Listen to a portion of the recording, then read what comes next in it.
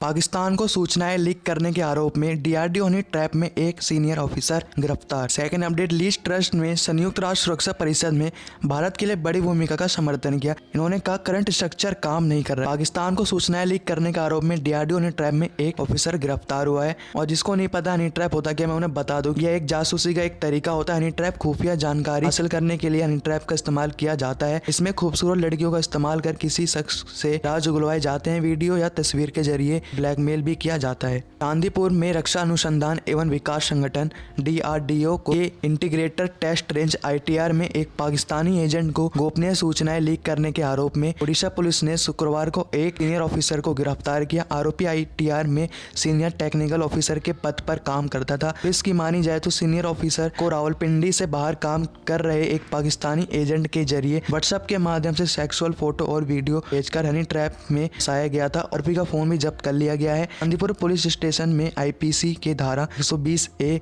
120B और 31 के साथ साथ आधिकारिक गोपनीयता अधिनियम की धारा 3, 4 और 5 के तहत मामला दर्ज किया गया है।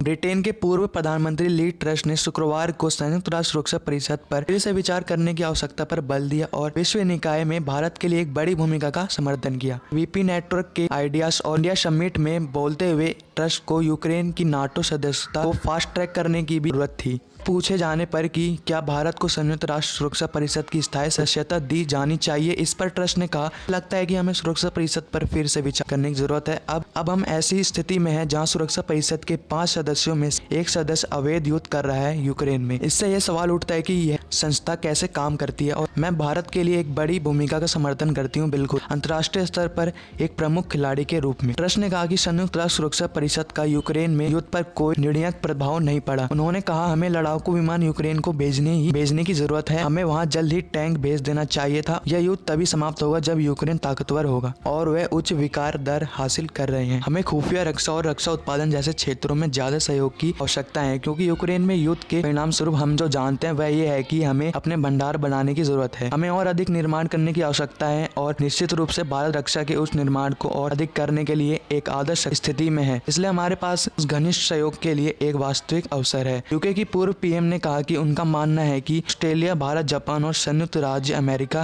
बीच एक रणनीतिक सुरक्षा रिलेटेड सिक्योरिटी डायलॉग्स, जिसे आमतौर पर क्वाड के रूप में जाना जाता है, भारत की बहुत महत्वपूर्ण भूमिका है।